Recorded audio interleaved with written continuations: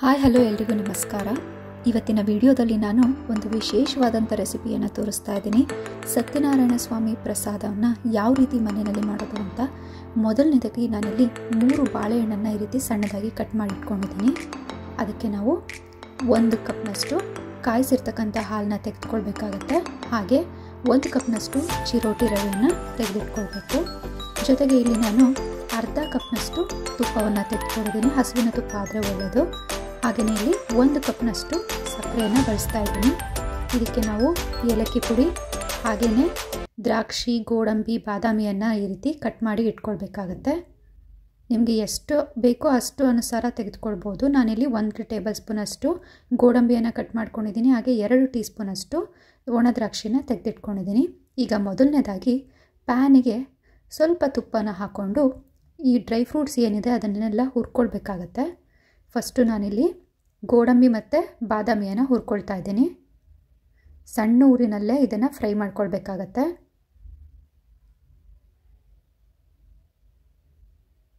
ಈಗ ಇದು ಬಣ್ಣ ಚೇಂಜ್ ಆದ ತಕ್ಷಣ ಇದನ್ನು ತೆಗೆದಿಟ್ಕೊಳ್ಳೋಣ. ನಂತರ ನಾವು ಒಣ ದ್ರಾಕ್ಷಿ ಏನಿರುತ್ತೆ ಅದನ್ನು ಕೂಡ ಸ್ವಲ್ಪ ಫ್ರೈ ಮಾಡ್ಕೊಳ್ಬೇಕಾಗತ್ತೆ.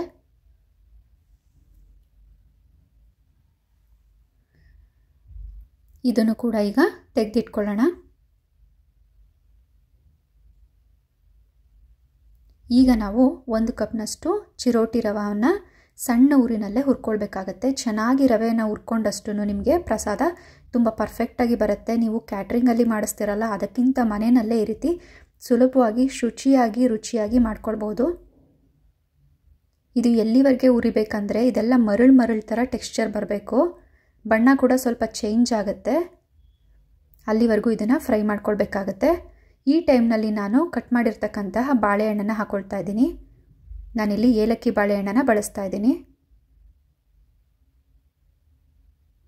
ಇದನ್ನು ಒಂದು 2 ನಿಮಿಷ ಬಾಳೆಹಣ್ಣು ಹಾಕಿ ರವೆ ಜೊತೆ ಹುರ್ಕೊಂಡ ನಂತರ ನಾವು ಇದಕ್ಕೆ ನಾವು ಇವಾಗ ಕಾಯಿಸಿಟ್ಕೊಂಡಂತಹ ಹಾಲನ್ನು ಹಾಕ್ಕೊಳ್ಳೋಣ. 1 ಕಪ್ಪು ಚಿರೋಟಿ ರವೆಗೆ 1 ಕಪ್ನಷ್ಟು ನಾನಿಲ್ಲಿ ಕಾಯಿಸಿರ್ತಕ್ಕಂಥ ಹಾಲನ್ನು ಹಾಕ್ಕೊಳ್ತಾ ಇದ್ದೀನಿ. ಈಗ ಇದನ್ನೆಲ್ಲ ಸಣ್ಣ ಊರಿನಲ್ಲೇ ಮಿಕ್ಸ್ ಮಾಡ್ಕೊಳ್ಬೇಕು. ನೋಡಿದ್ರಲ್ಲ, ಈ ರೀತಿ ಗಟ್ಟಿ ಆಗ್ತಾ ಬರ್ತಿದೆ.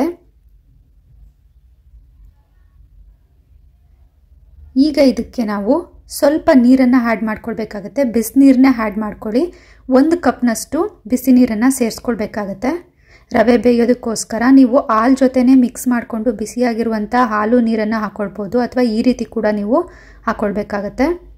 ಹಾಲು ಜೊತೆ ಚೆನ್ನಾಗಿ ಎಲ್ಲ ರವೆ ಬೆರೆತಿರುತ್ತೆ. ಇವಾಗ ನಾವು 1 ಕಪ್ನಷ್ಟು ಬಿಸಿನೀರನ್ನು ಹಾಕಿ ಈ ರೀತಿ ಮಿಕ್ಸ್ ಮಾಡಿಕೊಂಡು ಸಿಮ್ನಲ್ಲೇ ಒಂದು 2 ರಿಂದ 3 ನಿಮಿಷಗಳ ಕಾಲ ಬೇಯಿಸ್ಕೊಳ್ಬೇಕಾಗತ್ತೆ.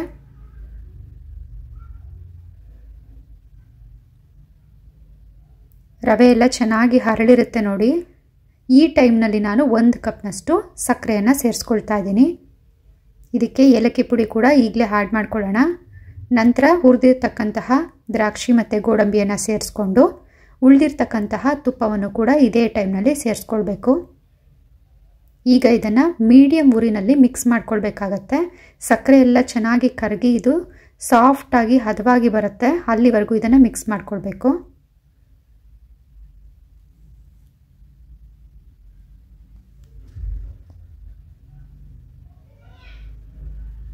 ಬಾಳೆಹಣ್ಣನ್ನು ಹಾಕಿರೋದ್ರಿಂದ ಸಕ್ಕರೆ 1 ಕಪ್ ರವೆಗೆ 1 ಕಪ್ ಸಾಕಾಗತ್ತೆ.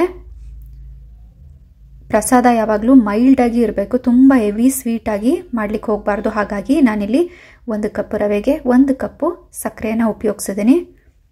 ನೋಡಿದ್ರಲ್ಲ, ಪರ್ಫೆಕ್ಟಾಗಿ ಆಗಿದೆ. ಈಗ ನಾವು ಇದನ್ನು ಸ್ಟವ್ನ ಆಫ್ ಮಾಡಿಕೊಂಡು ಒಂದು 2 ನಿಮಿಷ ಹಾಗೆ ಬಿಟ್ಬಿಡಬೇಕು. ಬಿಸಿಗೆ ರವೆ ಕೂಡ ಚೆನ್ನಾಗಿ ಹರಳ್ಕೊಂಡು ಈ ರೀತಿ ಪರ್ಫೆಕ್ಟ್ ಕನ್ಸಿಸ್ಟೆನ್ಸಿನಲ್ಲಿ ಪ್ರಸಾದ ರೆಡಿಯಾಗಿಬಿಡುತ್ತೆ. ನೋಡ್ತಾ ಇದ್ದೀರಲ್ಲ, ಮೊದಲು ನೀವು ಇದನ್ನು ದೇವರಿಗೆ ನೈವೇದ್ಯವನ್ನು ಇಟ್ಟು ನಂತರ ನೀವು ಎಲ್ರಿಗೂ ಕೊಡ್ಬೋದು. ತುಂಬ ಈಸಿಯಾಗಿ ಮನೆಯಲ್ಲೇ ಈ ಒಂದು ಪ್ರಸಾದನ ನೀವು ಮಾಡ್ಕೊಳ್ಬೋದು. ಈ ವಿಡಿಯೋ ಇಷ್ಟ ಆದರೆ ಲೈಕ್ ಮಾಡೋದನ್ನು ಮರಿಬೇಡಿ. ಧನ್ಯವಾದಗಳು.